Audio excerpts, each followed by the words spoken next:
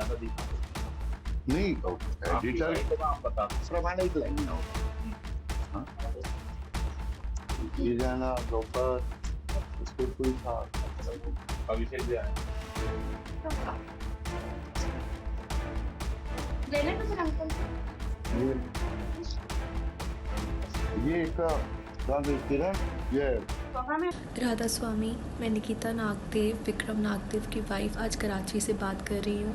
मैंने पहले भी सिंधी पंचायत के हेड किशोर कुडवानी जी, मोदी सरकार से यही अपील की है कि मेरे साथ इंसाफ हो। अगर आज मेरे साथ इंसाफ नहीं हुआ तो हर लड़की जो अपने ससुराल में फ़िज़िकल अब्यूज़ का शिकार होती है, अपने हस्बैंड के धोखे का शिकार होती है, तो कभी किसी के साथ इंसाफ नहीं होगा। मैं आज आप सबसे रिक्वेस्ट कर रही हूँ कि आप लोग सिर्फ मेरे इंसाफ के लिए मेरे साथ खड़े रहें, मुझे और कुछ भी नहीं चाहिए। 2020 में मेरी शादी हुई थी विक्रम नागदेव के साथ 26 जनवरी को। मैं 26 फरवरी को विक्रम नागदेव के साथ इंडिया आई थी। कुछ दिन उनका बर्ताव मेरे साथ बिल्कुल ठीक रहा, लेकिन कुछ दिन के बाद उनका बिहेवियर मेरे साथ बिल्कुल चेंज हो गया। मुझे समझ ही नहीं आया कि ऐसा क्यों हो रहा है। कुछ दिन के बाद जब मुझे पता चला कि मेरे हस्बैंड का अफेयर है, वो भी मेरी जेठानी की खाला की बेटी के साथ, जिसका नाम शिवानी डिंगरा है। मैंने यही बात अपने फादर इन लॉ को बताई, लेकिन मेरे फादर इन लॉ का यही कहना था, बेटा लड़कों के तो अफेयर होते हैं, हम कुछ नहीं कर सकते। मैं वहाँ इन लॉज पे मुझे कोई सपोर्ट नहीं मिला। मैंने अपने हस्बैंड से भी बात की, लेकिन जब मैंने ये बात की उसके कुछ दिन बाद से मेरे हस्बैंड का मेरे साथ फ़िज़िकल अब्यूज़ बरकरार रहा। हर दिन मैं फ़िज़िकल अब्यूज़ का शिकार होती रही। मुझे कुछ समझ ही नहीं आ रहा था मैं क्या करूं, क्योंकि इंडिया में मेरे पास कोई भी नहीं था, मेरा साथ देने के लिए कोई भी नहीं था या मेरे साथ कोई खड़ा रहे। फिर मैंने चुप करके अपना पारिवारिक संसार शुरू किया। कुछ टाइम के बाद वहाँ पे कोरोना काल लगा। कोरोना काल में मैं अपना बी फॉर्म वहाँ पे सबमिट करी थी, लेकिन मेरे हस्बैंड ने मुझे रोक दिया। मेरे हस्बैंड ने कहा कि अभी अगर तुम्हें अपने माँ बाप से मिलना है तो तुम 1 महीना वहाँ पे जा सकती हो, अगर तुम्हारा बी फॉर्म यहाँ पे सबमिट हो गया तो तुम 3 साल तक पाकिस्तान नहीं जा पाओगी। ये कह के मेरे हस्बैंड ने मुझे पाकिस्तान भेजा। जब मैं यहाँ पर आई, मैं 1 महीने की परमिशन लेके अपने हस्बैंड से बाकायदा पाकिस्तान आई थी, जो कि उन्होंने खुद मुझे भेजा था। जब मैं यहाँ पर पहुँची हूँ, कुछ दिन बाद मैंने अपने हस्बैंड को बोला कि आप अभी वीज़ा के पेपर्स मुझे भेज देना कुछ देर में, ताकि मैं वहाँ के लिए अप्लाई कर दूँ, क्योंकि वीज़ा आने में टाइम लगेगा। मेरे हस्बैंड ने मुझे कहा कि मैं तुम्हें वीज़ा के पेपर्स भी नहीं भेजूँगा, ना मैं तुम्हें इंडिया बुलाऊँगा। ये कह के उन्होंने मुझे ब्लॉक कर दिया व्हाट्सएप से। मुझे कुछ समझ में नहीं आया कि ऐसा हो क्यों रहा है। उसके बाद मेरे फादर इन लॉ ने हमें फ़ोन किया, मेरे पापा को फ़ोन किया। उन्होंने कहा कि आप हमारे भाइयों के घर जाएं, हमारे भाइयों से बात करें। उन्होंने हमें हर जगह पे जलील किया। हमें कुछ समझ में ही नहीं आ रहा था। जो लड़की 1 महीने के लिए अपने माँ बाप से मिलने आई थी, उसका पूरा जीवन इस तरह से लुट गया।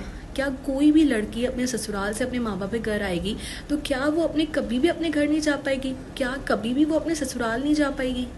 क्या हम लड़कियों को कोई भी घर नहीं है? जब भी हम अपने माँ बाप के घर आएंगे तो हमें ससुराल वाले इस तरह से धमका के हमें अपने माँ बाप के घर ही बिठा देंगे।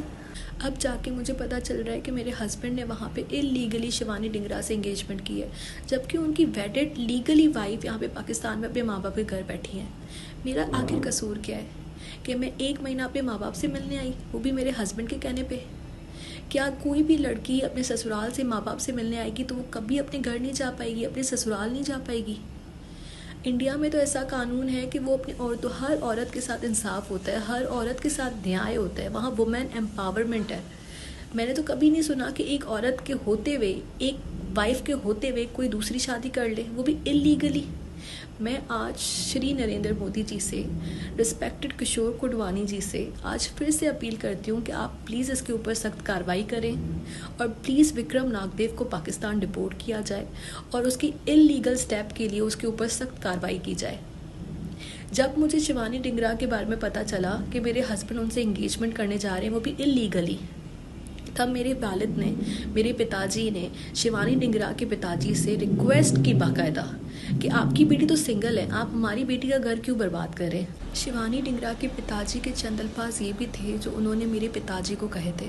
उन्होंने कहा था कि इंडिया का माहौल बहुत फॉरवर्ड है, इंडिया में लड़कियों के अफेयर हो जाते हैं, हम कुछ भी नहीं कर सकते। ये शिवानी डिंगरा के पिताजी के अल्फाज थे जो उन्होंने मेरे पिताजी को कहे थे जब उन्होंने अपनी बेटी के लिए उनसे रिक्वेस्ट की थी। मैंने यही रिक्वेस्ट शिवानी डिंगरा को भी की थी कि आप तो सिंगल हैं, आप तो कहीं पे भी शादी कर सकती हैं, आप मेरा घर क्यों बर्बाद कर रही हैं। शिवानी डिंगरा के यही अल्फाज थे कि मैं विक्रम नागदेव को नहीं जानती, और आज जाके उसने विक्रम नागदेव से एंगेजमेंट कर लिया है। मैंने उसको 100 बार ये रिक्वेस्ट की, 100 मैसेजेस किए हैं कि आप प्लीज़ मेरा घर बर्बाद मत करें। हमारे माँ बाप ने तो कभी हमें ये संस्कार नहीं दिए बेटा कि तुम किसी और औरत का घर बर्बाद कर दो, किसी और के हस्बैंड से तुम शादी कर लो। हमारे माँ बाप ने तो हमें यही संस्कार दिए हैं। हमारे आदरणीय गुरु ग्रंथ साहिब जी के लिए गए फेरे आपको 7 जन्मों का साथी बनाते हैं। क्या मेरे उन 7 फेरों का कोई मोल नहीं? आज मैं वुमेन इनजस्टिस के साथ खड़ी होने वाली हर उस ऑर्गेनाइजेशन श्री नरेंद्र मोदी जी, हमारे रिस्पेक्टेड किशोर कोडवानी जी से आज ये फिर से अपील करती हूँ, प्लीज़ मुझे इंसाफ दिलाएं। राधा स्वामी। राहुल भैया, विक्रम जी, एक पूरा मामला है, पाकिस्तान से एक युवती के द्वारा एक वीडियो भेजा गया है जिसमें आप पर आरोप लगाए गए हैं कई तरह के। क्या कहेंगे उन आरोपों को लेकर और कौन है वो युवती, आपका क्या संबंध है? सर वो 2020 में मेरी शादी हुई थी, ठीक है। 2020 में उसके साथ मेरी शादी हुई थी। 2020 के 15 दिन बाद उसने रोना धोना शुरू किया कि मुझे वापस पाकिस्तान जाना है। 15 दिन बाद मतलब कोविड लग गया। कोविड के बाद वो चली गई। जैसे रास्ते खुले शंकर लालवानी के थ्रू तो वो वापस चली गई अप्रैल या मई के आसपास।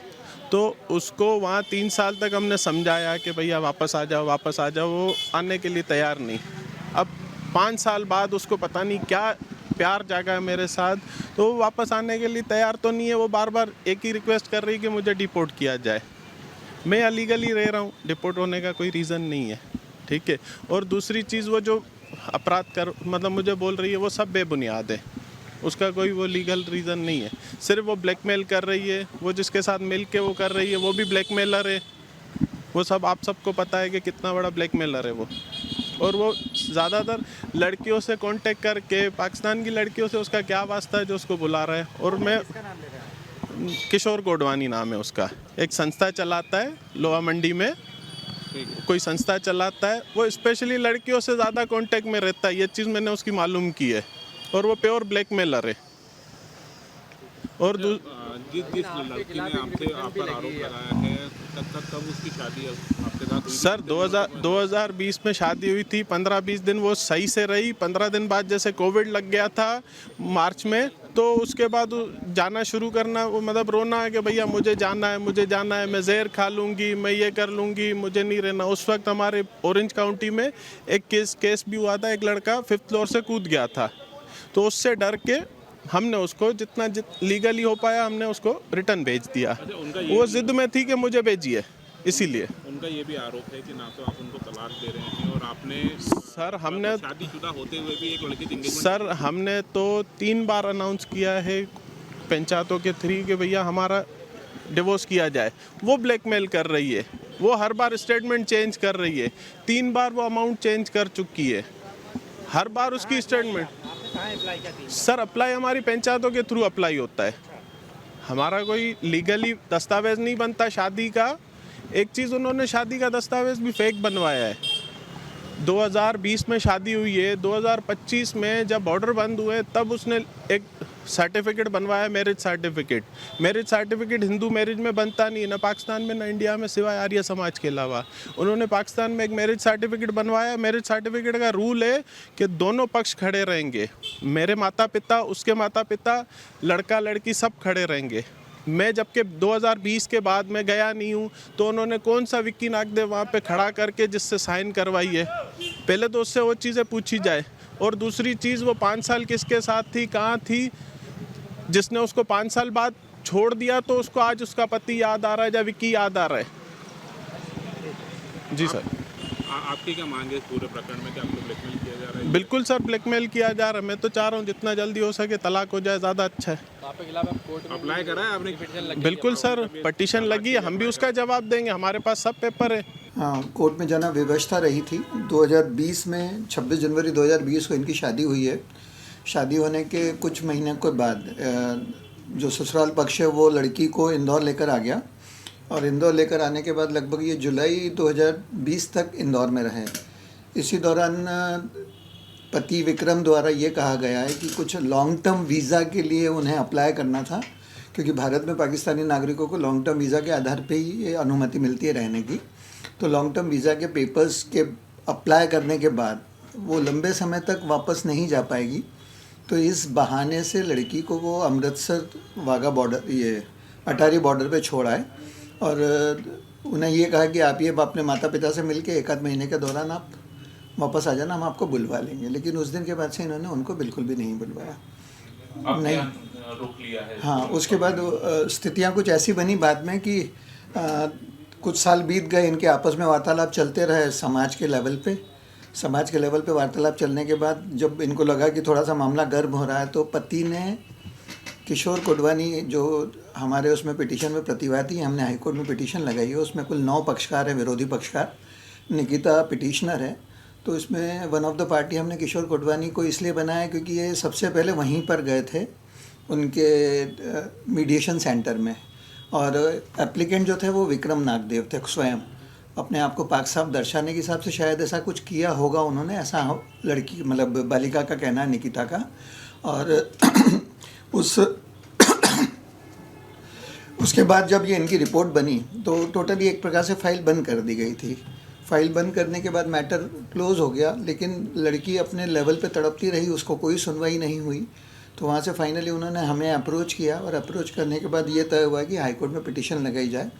तो पिटीशन लगाने के पहले हमने पूरा प्रयास किया कि पूरा एडमिनिस्ट्रेशन जो है उनको सारे ईमेल उस लड़की ने मतलब पिटिशनर ने किए हैं, निकिता ने सारे ईमेल्स किए हैं। मेल्स करने में अपनी पूरी व्यथा बताई है, और बाद में हमने उसकी हार्ड कॉपीज़ भी यहाँ से पोस्ट की है, क्योंकि वहाँ से कुछ पोस्टेजेस वगैरह पे भी पाकिस्तान और भारत के बीच में प्रतिबंध चल रहा है। पोस्टेजेस आ नहीं रहे हैं बराबर, दुबई होते हुए आते हैं। तो इजी वे हमको ये था कि ईमेल के माध्यम से शिकायतें कर दी जाए।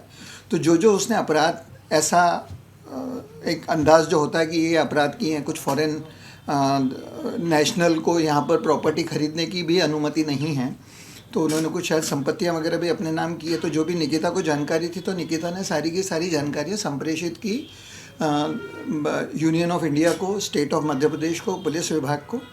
और फाइनली जब 20-25 दिन का अंतराल रहा, 1 जुलाई को पहली एप्लीकेशन इन्होंने लॉगिन की है। 1 जुलाई के बाद से जब मैटर बिल्कुल भी सॉल्व नहीं हुआ, तो हमने इसका सेकंड रिप्रेजेंटेशन भी दिया, थर्ड रिप्रेजेंटेशन भी दिया, रिटर्न रिप्रेजेंटेशन। और फाइनली मेरे द्वारा, हम लोगों के द्वारा, हमारी जो टीम है एडवोकेट्स टीम द्वारा उसको पोस्ट किया गया।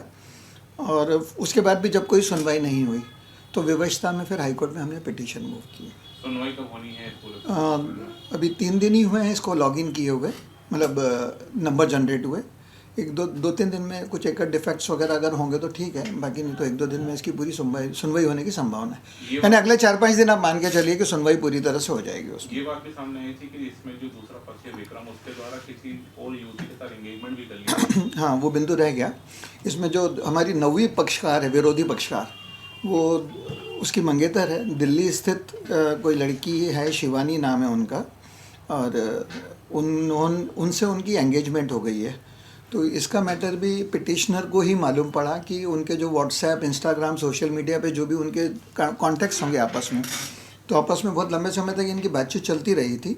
लेकिन फाइनली ये रहा कि इन्होंने सेव द डेट के नाम से जो मंगेतर, जो सेकंड लेवल की मंगेतर है, सेकंड मंगेतर है जो, तो उस मंगेतर ने सेव द डेट के नाम से एक व्हाट्सएप पे फ़ोटो अपलोड किया, जिसमें 10 मार्च 2026 ये प्रस्तावित तारीख बताई है कि आप इस तारीख को हम शादी करने जा रहे हैं, ऐसा उसका तात्पर्य है उसमें। तो वो कागज़ भी हमने हाईकोर्ट में लगा दिया है। सारी की सारी स्थितियाँ हाईकोर्ट के समक्ष हमने प्रस्तुत कर दी है।